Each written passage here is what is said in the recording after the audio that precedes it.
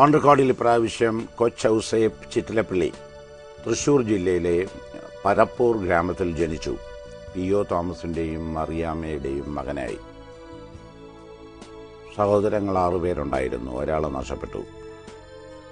അദ്ദേഹത്തെ എങ്ങനെ വിശേഷിപ്പിക്കണമെന്ന് വ്യക്തമല്ല.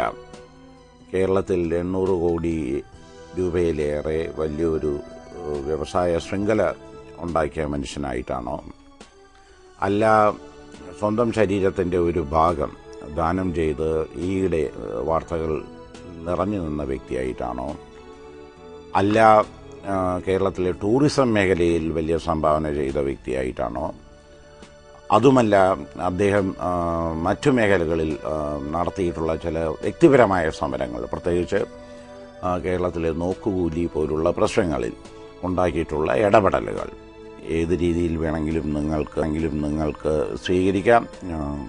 ഈ സംഭാഷണത്തിന് തയ്യാറായതിന് നന്ദി. പറയൂ, ആദ്യകാല ജീവിതം എങ്ങനെയായിരുന്നു പറപ്പൂർ ഗ്രാമത്തിൽ? അത് പറപ്പൂർ ഗ്രാമം വളരെ ഒരു കുഗ്രാമം തന്നെയായിരുന്നു. ഞാൻ ജനിച്ചത് 1950-ലാണ്. സ്വാതന്ത്ര്യം കിട്ടിയിട്ട് വെറും 3 കൊല്ലമായിട്ടുള്ളൂ. സ്കൂളെല്ലാം പറപ്പൂരായിരുന്നു. 10th വരെ പഠിച്ചത്. അപ്പോൾ തനി വില്ലേജ് എന്ന് പറഞ്ഞാൽ വില്ലേജ്, അതായത് ചെമ്മൺ പാത, ടാറിട്ടിട്ടില്ല, അങ്ങനെ പിള്ളേരാരും ചെരുപ്പിടാറില്ല. അങ്ങനെയുള്ളൊരു കാലഘട്ടത്തിൽ പിള്ളേരായിട്ട് ഇടിവെച്ച് ഇങ്ങനെ രസിച്ചും ബാല്യം. മൂത്ത കുട്ടിയാണല്ലോ താങ്കൾ? മൂത്ത ആണ്. 2 സിസ്റ്റേഴ്സ് മൂത്തത് വേറെയുണ്ട്. എന്തായിരുന്നു വീട്ടിലെ അച്ഛൻ? ഒരു കൃഷിക്കാരനായിരുന്നല്ലോ. അതെ, കൃഷിയാണ് ഞങ്ങളുടെ മെയിൻ വരുമാനമായിരുന്നത്. അമ്മ ഹൗസ് വൈഫ്. നിങ്ങളൊരു ഫ്യൂഡൽ അങ്ങനെ ജന്മി കുടുംബമായിരുന്നോ, അല്ല ഒരു സാധാരണ ഇടത്തരം കാർഷിക ഒരു ചെറിയ ജന്മി എന്ന് പറയാം. അതെ, വലിയ ജന്മി അല്ല, എന്നാലും ധാരാളം സുഖമായി ജീവിക്കാം കുടുംബമായിരുന്നു. ഇല്ല, ഈ പരിസരത്ത് തന്നെയായിരുന്നു കൃഷിയൊക്കെ നടന്നിരുന്നത്? കൃഷി സ്ഥലങ്ങളൊക്കെ ചിലത് 6 കിലോമീറ്ററൊക്കെ 8 കിലോമീറ്ററൊക്കെ അകലെയൊക്കെ ആയിരുന്നു. അവിടെ ആരൊക്കെ ഉണ്ട് ഇപ്പോൾ? അവിടെ ഇപ്പം ആരുമില്ല. അവിടെ ഇപ്പം ഞങ്ങളുടെ സ്ഥലത്തൊരു ഓൾഡ് ഏജ് ഹോം, ഒരു ട്രസ്റ്റ്. ഫാദറിന്റെ കൃഷി നടക്കുന്നുണ്ടോ? കൃഷിയില്ല, ഇതൊക്കെ പതുക്കെ കാരണം ഫാദർ ഏജ് ആയപ്പോൾ ഞങ്ങളെല്ലാം. അല്ല, നിങ്ങളുടെ കുടുംബത്തിന്റെ കൃഷിയല്ല, പൊതുവെ കൃഷി നടക്കുന്നുണ്ടോ? കൃഷി നടക്കുന്നുണ്ട്, സമൃദ്ധമായി നടക്കുന്നുണ്ട്. കേരളത്തിലെ ഒരു പ്രധാന പ്രശ്നം അതായതുകൊണ്ടാണ്. അല്ല, ഞങ്ങളുടെയൊക്കെ കസിൻസൊക്കെ എപ്പോഴും കൃഷിയായിട്ട് മുന്നോട്ട് പോകുന്നവരുണ്ട്. ഭംഗിയായി നടന്നു പോകുന്നുണ്ട്. ഒരു ഭാഗമെങ്കിലും കേരളത്തിന്റെ അങ്ങനെ നടക്കുന്നു എന്ന് പറയുന്നതിൽ സന്തോഷമുണ്ട്. ഈ പാരീഷ് സ്കൂളിലാണല്ലോ പഠിച്ചത്. ക്ലാസ്സിൽ എന്തേലും വിദ്യാർത്ഥിയായിരുന്നു? എബവ് ആവറേജ്, അത്രേ പറയാൻ പറ്റുള്ളൂ എനിക്ക്. എന്നെ തന്നെ SSC ആണെങ്കിൽ. എന്തായാലും പഠനത്തിൽ ഒരു മോശക്കാരനായിരുന്നില്ല. പക്ഷേ പഠനം മാത്രമല്ല, അന്നത്തെ കാലത്ത് അത് എൻ്റെ കിളികളെ വളർത്തും, എണ്ണാനെ പിടിക്കും, അളവ് വളർത്തും, പിന്നെ അങ്ങനെയൊക്കെ പശുക്കുട്ടിയെ നോക്കണം, അങ്ങനത്തെ ഒത്തിരി കുടുംബജോലികളും അന്നത്തെ ഒരു ഭാരമാണ്. അത് ആ സ്വഭാവങ്ങൾ ഇപ്പോഴും നിങ്ങളിലുണ്ടല്ലേ, ഈ സ്നേഹ സ്വഭാവങ്ങൾ അല്ലേ? എനിക്കതിനോടൊക്കെ താല്പര്യമുണ്ട്.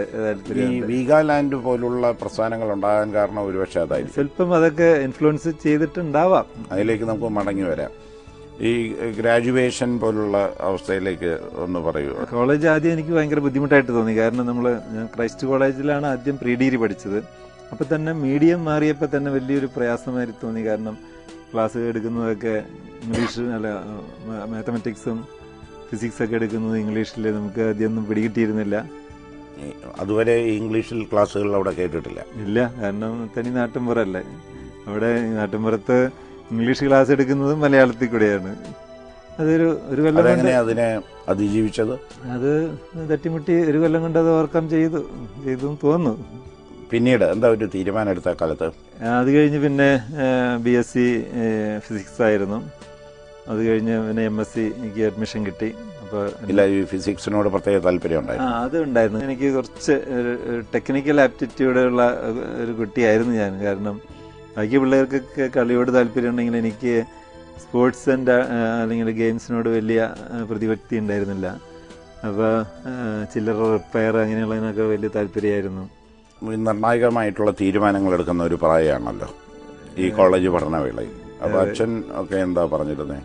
പലരും സ്കൂൾ മാഷ് വിത്ത് കൃഷി, അങ്ങനെയൊക്കെയാണ് പലരും നമ്മുടെ ചുറ്റുവട്ടത്തുള്ളവർ.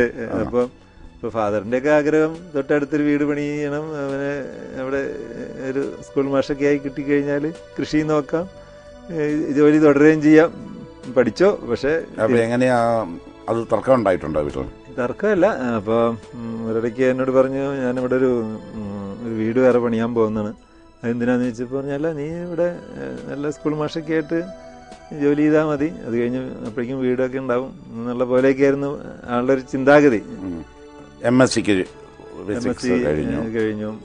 അത് അപ്പോഴത്തേക്ക് ഏതാണ്ട് ഒരു ധാരണ ഉണ്ടായി കാണുമല്ലോ. അപ്പോഴേക്കും എവിടെയെങ്കിലും എൻ്റെ കോളേജിൽ പഠിക്കുമ്പോൾ എൻ്റെ ആഗ്രഹം ഏതെങ്കിലും ഒരു റിസർച്ച് അസിസ്റ്റൻ്റ് ആയിട്ട് എവിടെയെങ്കിലും ജോലി കിട്ടുക, ലൈക്ക് BARC, IASRO അല്ലെങ്കിൽ അങ്ങനത്തെ ലീഡിങ് റിസർച്ച് ഇൻസ്റ്റിറ്റ്യൂട്ടിൽ ജോലി കിട്ടുക എന്നുള്ളതായിരുന്നു എൻ്റെ അംബിഷൻ.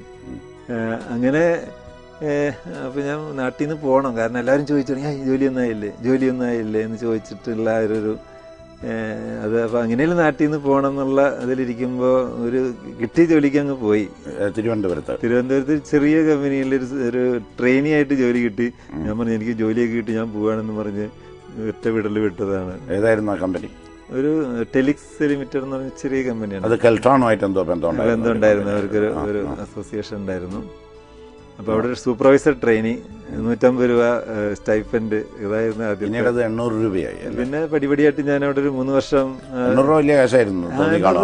വലിയ കാശാണ്, കാരണം ഞാൻ എൻ്റെ ഒക്കെ ഒപ്പം പഠിച്ചിരുന്ന ചിലവർ ബാങ്ക് ജോലിയിൽ കിട്ടിയിരുന്നതും ക്ലർക്ക് പോസ്റ്റിനൊക്കെ കിട്ടിയിരുന്നതും 750 രൂപ അല്ലെങ്കിൽ 800 രൂപയൊക്കെ തന്നെ ഉള്ളൂ. അവിടെ നിന്നാണ് ഇനി ഞാൻ സ്വന്തമായി എന്തെങ്കിലും ചെയ്യാൻ തീരുമാനിച്ചു? അല്ല, അപ്പോഴും ഞാൻ അവിടെ നിന്നുകൊണ്ട് തന്നെ 3 കൊല്ലം വേറെ ജോലിയൊക്കെ അന്വേഷിച്ചു. പല ഇന്റർവ്യൂവിനും പോയിട്ടുണ്ട്, പക്ഷെ ഭാഗ്യത്തിനോ നിർഭാഗ്യത്തിനോ ഒന്നും കിട്ടിയില്ല എന്നുള്ളതാണ്. താങ്കളുടെ താഴെയുള്ള സ്ഥാപനങ്ങളിൽ പ്രവർത്തിക്കുന്നവരുടെ എണ്ണം എത്രയായി? 4000 പേർക്ക് ജോലി കൊടുക്കാൻ ഇപ്പോൾ സാധിച്ചല്ലോ. അതുകൊണ്ട് ഭാഗ്യത്തിന് തന്നെയാണ് നമുക്ക് തീരുമാനിക്കാം. ആ ആദ്യത്തെ കാൽവയ്പ് എങ്ങനെയായിരുന്നു? അപ്പോൾ ഞാൻ വിചാരിച്ചു ഏതെങ്കിലും സ്വന്തമായിട്ട് തുടങ്ങണം എന്നുള്ള പറയുന്ന ആളെ മനസ്സിലെ ആശയം കൊണ്ട് കടന്നു. പുറത്ത് പറയാൻ കൊള്ളില്ല, കാരണം പക്ഷേ ആ 3 കൊല്ലം ഞാൻ അവിടെ ജോലി ചെയ്തപ്പോൾ എനിക്ക് ഒത്തിരി എക്സ്പീരിയൻസ് നേടാൻ സാധിച്ചു. പല പ്രോഡക്ട്സ് കഴിച്ച് റിപ്പയർ ചെയ്യാനും. പിന്നെ എനിക്ക് MSc ഉള്ളായിരുന്നു കൊണ്ട് അവർ എന്നെ അവരുടെ റിസർച്ച് വിങ്ങിലേക്ക് മാറ്റുകയുണ്ടായി. അപ്പോൾ അത് എനിക്കൊരു ഗുണം ചെയ്തു. ഞാനൊരു ദിവസം വീട്ടിൽ വന്നിട്ട് പറഞ്ഞു, ഞാനിങ്ങനെ സ്വന്തമായിട്ട് എന്തെങ്കിലും തുടങ്ങിയാലോ എന്ന് ആലോചിക്കുകയാണ്. അതൊരു ഷോക്കായിരുന്നു ഒരു വീട്ടുകാർക്ക്, കാരണം അവരുടെ വിചാരം ഞാൻ MSc വരെ പഠിച്ചു, അപ്പോൾ അവരൊരു ഉദ്യോഗസ്ഥനായിട്ട് കാണണം, അതായിരുന്നു. അച്ഛൻ 1 ലക്ഷം രൂപ തന്നു. അതെ, ഒരു വായ്പയായി. അതായത് ഞാൻ പറഞ്ഞിങ്ങനെ ചെറുതായിട്ട് തുടങ്ങാൻ പറ്റും എന്നൊക്കെ പറഞ്ഞ് ആളെ കൺവിൻസ് ചെയ്യാൻ പറ്റി. എനിക്ക് ആ ഒരു കൺവിൻസിങ് പവർ ഉണ്ടെന്ന് എനിക്ക് തോന്നുന്നു. ഇതിനെല്ല അത് സാധിച്ചു. അപ്പോൾ തുടക്കത്തിൽ ഞാൻ പറഞ്ഞു 1 ലക്ഷം രൂപയെങ്കിലും തന്നാൽ മതി, പിന്നെ ബാങ്ക് ലോണൊക്കെ കിട്ടും, അപ്പം ഞാൻ തിരിച്ചു തരാൻ പറ്റും എന്നൊക്കെ പറഞ്ഞ് അതും 1 ലക്ഷം ഒറ്റയടിക്കല്ല, ആദ്യം 50,000 വാങ്ങിച്ചു, പിന്നെ ഒരു 25,000 വാങ്ങിച്ചു, അങ്ങനെ 1 ലക്ഷം തയ്ച്ചു. പിന്നെ ബാങ്ക് ലോണൊന്നും കിട്ടിയില്ല, തിരിച്ചു കൊടുത്തില്ല, അതേ ആവശ്യപ്പെട്ടില്ല, അദ്ദേഹം ചോദിച്ചില്ല. ഈ 1 ലക്ഷം രൂപ ഇപ്പോൾ എത്രയാണ്? 800 കോടി. അതെ, അത് കൂടിയിട്ടുണ്ടോയെന്ന് എനിക്കറിയില്ല. ഞാൻ ഏറ്റവും ഒടുവിൽ നോക്കിയ കണക്കുകൾ 800 കോടിയെങ്കിലും ടേൺ ഓവർ എത്തിയിട്ടുണ്ടാവും.